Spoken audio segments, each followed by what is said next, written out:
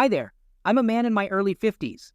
It's amusing, when I share my life story with people, I often get responses like, "Really? How did you pull that off?" It seems my journey is quite unique. I mean, I've yet to meet someone who's experienced what I have. In fact, some people find my story so unbelievable, they think I'm making it up. I understand it's hard to comprehend something fully if you haven't experienced it firsthand. In my case, only a handful of people have braved the storms I've weathered. I want to share my story with you, the raw and unfiltered truth. I hope you can put yourself in my place for a while and imagine what my life has been like. Let's start with a little background. So, I'm a physician working in a hospital. Honestly, I've always been kind of a brainiac. School was a breeze for me, always aced my tests. That led me to a pretty decent job and, well, marriage. Let me clarify that. I ended up tying the knot with my college sweetheart, Hannah. I never really had the guts to call it quits, so we just sort of ended up married. I won't sugarcoat it and say we were head over heels in love or anything. It wasn't that kind of marriage. It was more like a, yikes, you're pregnant. Guess we gotta get hitched kind of deal. I didn't want to leave her high and dry, especially once we found out about the baby. It could have completely ruined her life, and I didn't want that burden. So, we ended up tying the knot in a hasty ceremony. From the get-go, my parents weren't exactly her biggest supporters. They didn't think she was the right fit for me. They were aware of her less than stellar family background. She didn't have a high-flying job. She wasn't pulling in a hefty salary. She was just an average office worker with a modest income. There were instances when she'd leave our home in tears after a visit. I'd always defend my wife when my mom overstepped. We had our fair share of arguments over it. As the years passed, I grew older and my mom became more delicate. She lost the fiery spirit she once had. I guess my wife's voice became more assertive and louder over time. We had our first and only child, a girl we named Kendall. Before I knew it, she was off to middle school. I was working long hours at the hospital to keep us financially stable. I was doing everything I could to provide. My wife was equally occupied at home, raising our child and managing the household. We tried to live a simple life. From time to time, my wife would socialize with some of the other hospital wives. She had a thing for golf, and she was pretty good at it too. I was absolutely rubbish at it, so I never tagged along. My thing was hiking. I'd hit the trails and capture some shots. Nature photography was my thing. We were a bit different in terms of personality too. She thrived in a crowd. I was more of a lone ranger or maybe just a one-on-one kind of guy. Anything more than that, and I'd start feeling socially overwhelmed. But that was about the extent of our differences. They never really sparked any friction between us. Even by average standards, we were pretty run-of-the-mill. We led simple lives and were satisfied with that. But as time rolled on, that satisfaction started to fade and a gap began to form between my wife and me. The crux of it all was my relationship with my wife's family. She hailed from a large family, a whole bunch of siblings. I didn't even know about it until after we got hitched. She was the eldest. She had 4 younger brothers and 5 younger sisters. They were a lot to handle. And now, technically, they were my lot to handle too. I won't tire you with the details of their issues. Honestly, there aren't enough hours in the day to delve into all the drama they whipped up. They were always short on cash growing up and even now. Somehow, they'd always rope my wife into their predicaments, and it fell on me to shell out the cash to resolve their problems. Being a physician, I was pulling in a decent paycheck. But that doesn't mean I could keep doling out cash to them. Sometimes, it wasn't even about the money. I just didn't have the bandwidth to clean up their messes. I was working round the clock. Even after my shift, there were conferences, meetings with colleagues. Barely a moment to myself to chill, let alone fret about them. Being a doc is as hectic as you'd think. All day, I'd dream about hitting home and crashing in my own bed. But that wasn't my reality. I wanted to come home to my lovely daughter's smile. I wanted to step into the kitchen and be hit by the aroma of my wife's amazing cooking. I wanted to kick back, loosen my tie, and have my wife knead the tension out of my shoulders. But none of that ever happened. Instead, the moment I'd hit home, I'd find my wife at the kitchen table, ready to drop the bomb that her brother's in hot water again. What are we going to do? That was my reality. The moment I'd hear the word brother from my wife's lips, I could feel a wave of icy pain wash over my head. If things ended with me just handing over some cash, I wouldn't be here chatting with you. It wasn't that simple. There are some problems that money just can't fix. This was one of them. As I said before, I was nothing more than a safety net they'd fall back on when they screwed up. That was pretty much the extent of our relationship. I never hung out with them or spent time with them beyond handing over cash. One day, I wasn't feeling too hot. My stomach had been acting up, so I decided to get it checked.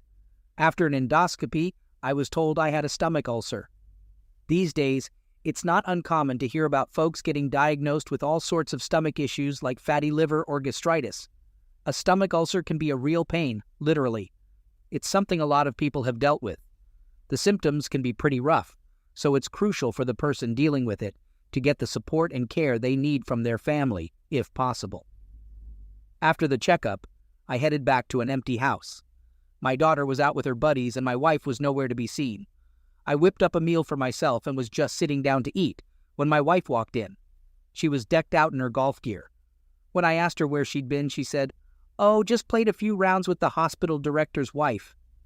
I could have guessed that much just by looking at her. They'd been getting pretty chummy lately. The hospital director's wife seemed to have taken a shine to her. I was happy to hear that. What I wasn't thrilled about was what she said next. I told her about my stomach ulcer. I mentioned that I'd probably need to get admitted to the hospital for treatment. I mentioned that things could potentially get worse. My wife listened to me as if I was just telling her about my day, totally uninterested. She just said, "All right, so you'll go to your hospital, right? The nurses there are good. They'll take care of you. I'm beat. I'm heading upstairs to sleep." Her lack of concern really stung. Our marriage was hanging by a thread. I never wanted the kind of lovey-dovey marriage you see in movies, the kind that gives you butterflies in your stomach. But at the very least, I hoped that when I shared my health concerns with my family, they'd show some worry. I don't think that's too much to ask. My wife's indifference towards me was a heavy burden on my heart. It just didn't sit well with me. I had to let it all out. What am I to you? Just a workhorse that keeps this family afloat? Or am I just your go-to guy to clean up all the messes your family makes? I can't believe how much you've changed. You care more about golfing than my health. Your priorities are all mixed up. What's the point of me working my fingers to the bone if you're just going to treat me like this? What do you have to say for yourself? I thought my wife would apologize. I was pretty heated. Instead, she just gazed at me and burst into laughter. She tried to downplay it as if I was making a mountain out of a molehill. "Wow, you need a drink or something to cool off? If you're going to be this moody, just hit the sack. Like I said, I'm beat. I'm going to shower and then crash." That was the moment my affection for my wife totally vanished. From that day forward, my wife and I barely spoke. Eventually, an event led us to live separately. She loaned a substantial amount of money to her family behind my back. Apparently, she'd made a down payment on a rural house for them. They'd decided they wanted a shared cabin for summer retreats. One of her siblings even planned to permanently reside there after retirement. I discovered this and went over to see if I could recover any of the money she'd handed them. I was as clear as day. They needed to give back that money because she had no authority to distribute it. Instead of apologizing, they thought I was blowing things out of proportion and were annoyed that I was demanding the money back. If it wasn't illegal, I would have physically confronted each of them. But I held back. What would my daughter think if her dad landed in jail for fighting with her aunts and uncles? In the end, I decided this was the final straw, and from that day forward, I would live separately from my wife. I felt awful for my daughter. She was at that age where she was aware of what was happening, but still too young to fully comprehend or handle it. She silently observed as the emotional chasm between her parents widened. The day arrived for me to move out. I had my bags packed and ready at the front door, poised to start my new life. But before I could leave, my wife delivered the final blow. She declared that divorce was off the table and that I'd need to pay child support. Money was her endgame, even at this point. In that moment, I wanted to shake some sense into her. But being an optimist, I tried to find the silver lining. I adored my daughter, so I didn't mind providing for her. Financially, this was actually the best outcome. The only money my wife could access was the child support I sent. She couldn't touch the rest of my earnings. I rented a studio apartment near the hospital and embarked on my solo journey. It was a bitter pill to swallow, sending money to my wife, but knowing it was for my daughter made it a little easier to bear. Even though I held a grudge against her, I truly felt that women generally have a better instinct when it comes to raising children. Additionally, it might be more beneficial for a daughter to have her mother close by. I believed it was a more favorable outcome than if my wife had been the one to walk away. I assumed my wife was pleased with receiving money from me without having to live under the same roof. That's probably why she didn't push for a divorce. I had to ponder whether that was the best course of action or not. Before I realized it, a year had flown by since I began my solo living, and my job consumed most of my thoughts. Work was incredibly demanding, and I started undergoing treatment for my stomach issues. Even though my wife and I were living apart, I still had the chance to see my daughter occasionally when I visited. My wife would sometimes pop into the room while my daughter and I were spending time together. I always ensured to maintain a cordial atmosphere for the sake of my daughter. It could have been my imagination, but I sensed a slight improvement in the relationship between my wife and I. Perhaps it was a case of you don't know what you've got until it's gone. Maybe her expectations of how things would turn out were different from the actual reality, and I thought maybe she felt the same way, even if it wasn't to the same degree as me. I was naive to think she had changed, though. I should have known that people can't truly change their nature. No matter how things appeared or how she made things appear, she never really changed at all. One day, she texted me saying she wanted to meet. I suggested we go to the cafe in my hospital where we used to catch up often. Instead, she said she wanted to meet somewhere quiet. She preferred to meet somewhere outdoors, like a park. Honestly, I wasn't comfortable in places I wasn't used to. I didn't like being around other people as it is, especially if it was somewhere new and I didn't know anyone.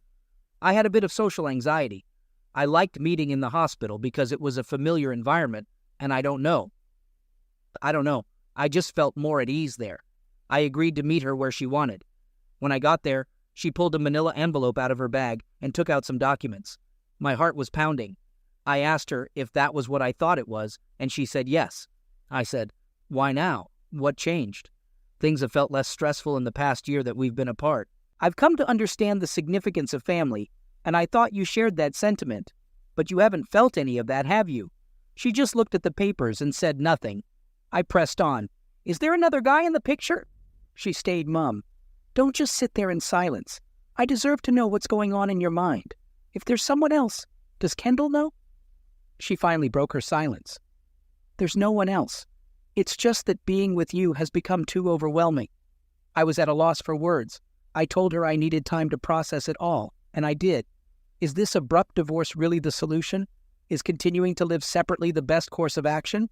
My mind was a whirlwind of thoughts. If we go through with the divorce, what will become of our daughter? That was my primary concern. My parents had actually broached the subject of divorce some time ago. I was in my early 50s, but I had a stable job. Remarriage at this age wouldn't be out of the question. But to be honest, remarriage wasn't really on my radar. I didn't see it happening. Even if I did get divorced, I was fine with maintaining the status quo. I could still spend time with my daughter and my wife, but the stress my wife was experiencing from my constant presence wouldn't be a problem like before. I was well aware that my wife wasn't going to have a change of heart. I had no other option but to brace myself for the likelihood of a divorce. A couple of nights later, I found myself at a local pub with a close buddy of mine. He was well versed in the saga of my family life. I shared with him that a divorce seemed to be on the horizon. He voiced his support for the idea and urged me to get it done sooner rather than later. "Dragging it out will only complicate things," he advised. His words resonated with me. After our chat, I was leaning towards the decision to part ways with my wife. We splurged on a bottle of premium whiskey and spent the night at the bar until the bottle was nearly empty. I think most men would agree that a good drink and a trusted friend can help solve just about any problem. That night, we were like carefree youngsters again, laughing and enjoying ourselves immensely. The following morning, however, was a stark contrast. I woke up with a splitting headache, as if someone had taken an axe to my skull. I checked my phone to find a text from my friend. "Today marks the beginning of your new journey. You've got this. Leave the past behind." With a groan, I forced myself out of bed and headed to the hospital. That night, I recall getting a call for an emergency case that I had to handle. Normally, I wouldn't be assigned to such cases, but we were short-staffed at the time. The doctor who usually handles emergency admissions was off that night, so I was filling in. When an ambulance speeds up to the ER doors, you never really know what you're going to face. It was a pretty calm night. The hospital was patient-free, and there were no visits. As a doctor, that's a good sign. It means everyone is safe and healthy. Since it was a slow night, I decided to catch some shut-eye in a bed in the on-call room. I was awakened by an emergency call. It was for a patient involved in a car accident and was being transported by ambulance. The patient was a woman in her 40s. I skimmed through the patient's chart as I hurried down the stairs. The paramedics who arrived at the accident scene had given her initial treatment. According to them, she was stable but injured. Knowing her condition wasn't life-threatening eased my mind a bit. I headed to her bed. When I drew back the curtain and saw who was lying there, I almost fell to the ground. There she was, dressed in high-end clothes and adorned with pricey jewelry. It was my wife. There she was, wailing in agony right in front of me. What was she doing out at this hour, dressed like that? Her legs had taken a serious hit from the crash. This was my first time seeing my wife in any of these clothes. Where and when did she acquire all these high-end items? I couldn't afford to focus on her attire. My top priority was evaluating her condition. Her clothes and bed were soaked in blood. I immediately ordered a sedative for her while I had the emergency responder fill me in on the accident details. It was confirmed that she was in a car collision with another vehicle and had suffered a significant leg injury. Next, I had to visually inspect my wife's injuries. This meant she either had to remove her pants or I'd have to cut them off. There was too much blood, causing her pants to stick to her leg, so I had no choice but to cut them. I knew she wouldn't be pleased since they seemed really pricey. I wanted to get my wife's approval before I damaged her clothes. As she was writhing in pain, she told me, "Don't dare touch my clothes with those scissors." A nurse with me recognized her. She asked, "Isn't that your wife?" I didn't bother answering a question to which she already knew the answer. I told her, "Listen, I need to evaluate your injuries. There's a lot of blood, which is obscuring the severity of your wound. Your pants are adhering to your leg. I must cut them off." My wife let out a loud shriek in opposition. "Take me to a different hospital. Don't lay a finger on me." Despite the risk of fainting from blood loss, she still had the strength to yell like that. It was challenging for me to comprehend everything that was happening. I informed her, "If you don't get treated right away, you could suffer lasting damage. Technically, I don't need your consent to do this. I'm asking out of courtesy. Are your clothes more valuable than your life?" I think the pain finally got through to her. She nodded and weakly muttered, "Fine." I used the scissors to remove her pants and examine her wound. I gasped, but not because of the injury. Now I understood why she insisted on going to another hospital. She didn't want me to see her lower body. As I cut her pants, I noticed a tattoo that read 3S. I was speechless, but I couldn't dwell on that. I had to attend to her. She was rushed into emergency surgery. A few hours later, I visited her room to see how she was doing. Around that time, her mom and dad showed up at the hospital. I informed her mother that Hannah was stable. She burst into tears and thanked me for looking after her daughter. Then she tried to sway my opinion about our current situation. She inquired if there was any possibility that Hannah and I could mend our marriage. She was under the misconception that I had done something that led to me being ousted from the house and living separately from Hannah. I figured it would be futile to clarify the real circumstances to her, so I didn't. I also didn't respond to her question about reconciling with Hannah. They left the hospital shortly after. I turned to my wife and said, "I know you're not asleep." She opened her eyes and gazed at me. The anesthesia should have worn off by then, which means she must have been in discomfort. Yet, she managed to feign sleep when her parents were present. I questioned her about the tattoo. "Who is S? Clearly it's not me." She remained silent. The H was obviously for my wife's name. I was clueless about who S was. She appeared to have no intention of answering my query. "Your mother believes I did something to wreck our marriage. I won't agree to a divorce until she understands the real situation. I'm going to spill the beans about your tattoo and let you handle the fallout with your family. The only way I'll consent to a divorce is if your family knows that you're the one who messed things up, not me."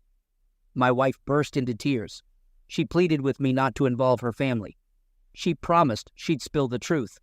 She confessed that she met another man before we started living separately. The problem was who this man was and how she met him. It turned out to be someone my close friend, who I had just hung out with the previous night, knew. He was a successful entrepreneur that my friend was familiar with. Obviously, my friend would never have introduced them if he knew what would transpire. He didn't introduce her to his friend with the intention of sparking an affair. One evening, my wife happened to be at the same restaurant as them. When she approached to greet my friend, he introduced her to the other man. They didn't kick off the affair immediately. Initially, they were just friendly acquaintances. However, with each meeting, she found herself increasingly drawn to him. He was successful and treated her kindly. Conversely, she loathed every interaction with me and detested our marriage once we began living separately. She started seeing him more frequently. She confessed that every time they met, he would give her money. And it wasn't just a small amount, it was significantly more than what I was sending her. I could feel my blood simmering as I listened to her. Once I was out of the house and out of sight, their affair took off.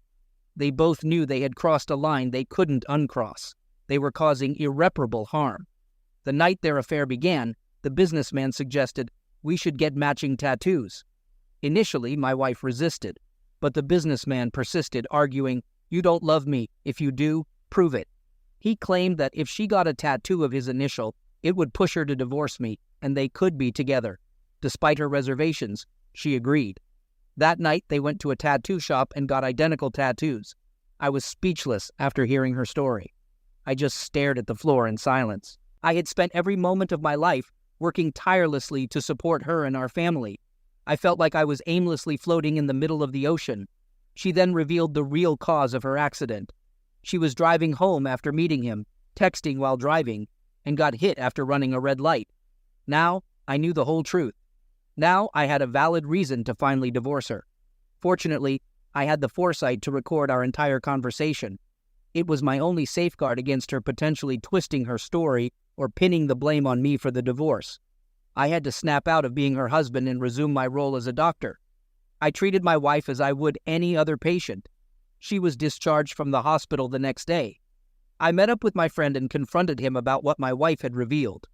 I asked him if he was aware of the relationship between her and his friend. As soon as I asked, he began to shake. I knew right away from his reaction. He admitted he had suspicions they might be seeing each other after he introduced them. He insisted he never expected them to start an affair. He apologized over and over.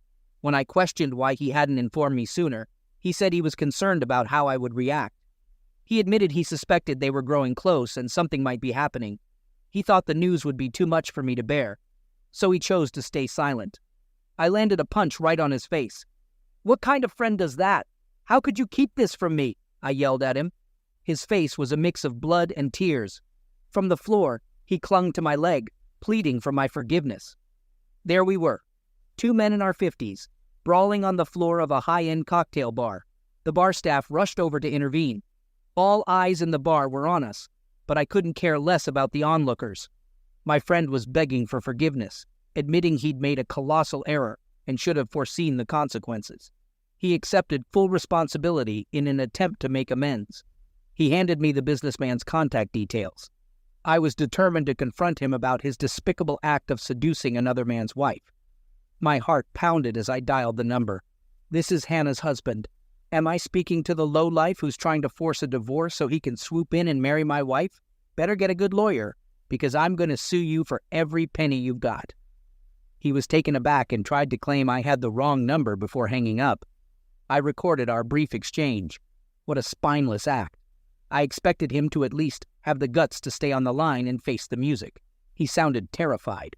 This was the man my wife intended to leave me for. Pathetic. A few moments later, I received a text. It was from him. "Don't contact me again. If you do, I'll report you to the police for harassment." He was avoiding the consequences of his actions. He was a homewrecker and a coward, trying to escape the reality of his deeds. What a weasel. His text was the last straw for me. I went directly to my wife's parents to expose the truth. They needed to understand the real character of their daughter. At the very least, I wanted them to know that I wasn't the cause of our impending divorce. I laid it all out for her mother. I'm not the one driving this divorce, she is. I won't be paying a single cent in the divorce settlement. She's already got the divorce papers drawn up. She showed them to me the other day. All I need to do is sign, and it's done. Please let Hannah know once she's recovered. I had said my piece. I waited for her response. I half expected her to explode with anger. She was livid, both at her daughter's actions and the lies about me being the cause of the divorce. Her father had a request, man to man. Please let this go just this once. I was ready for that. Let it go? I've been the one bailing your family out of trouble for years. I don't even want to think about all the money I've wasted cleaning up your messes. Not once did I receive a thank you for any of it. I can see right through you. You're terrified, aren't you? Your personal ATM is shutting down and you're out of luck the next time you inevitably land yourselves in a pickle. This is the end of the line. I'm finished. I've selflessly bailed you out time after time. Those days are gone. I want nothing more to do with any of you. I've been itching to say that for years. It felt like a massive burden lifted off my shoulders. The divorce followed shortly after, and I ended up with custody of Kendall. Given my financial stability and income, it made sense. Kendall was old enough to understand the situation. She had figured out her mother was having an affair long before I did. I was concerned about the impact this would have on her, given her impressionable age. Thankfully, she seems to be coping well. She's thriving at school and frequently hangs out with her friends. In fact, she even takes on the role of a mother in the house, occasionally cooking dinner for me when I get home late from the hospital. She's working hard at school and proving to me that she's a responsible kid. I couldn't be prouder of her. My ex-wife reaches out to me every now and then, aside from the times we have to see each other when she comes to pick up Kendall for the weekend. She's been hinting at wanting to spend more time with me. Naturally, I flatly declined. I think there was a moment post-divorce when she truly fell for me. It dawned on her. She had recklessly thrown away everything she had. I won't deny that there was a time when I loved her too. I toyed with the idea that maybe it wouldn't be so bad to meet her once and hear what she had to say. Just kidding. That was never on the cards. Even if she passed away, I wouldn't feel a thing. I couldn't care less about her words, her life, or anything related to her. I was clueless about her current life. And frankly, I didn't want to know. However, I did get an update from my friend about the spineless businessman. Apparently his company tanked, and he's now jobless. Seems like a fitting end for such a scumbag. What goes around comes around. If he didn't believe in karma before, I bet he's a believer now. Don't get me wrong, I'm no saint. Never claimed to be. I've always tried to treat people fairly, though. I never want to inflict the kind of pain I've experienced on anyone else. I'm waiting for the day my good karma circles back to me. Until then, I'll do my best to be a good dad to my daughter and lead an honest life with her. Thanks a ton for sticking around till the end. Drop a comment if you enjoyed my story and took away something from it.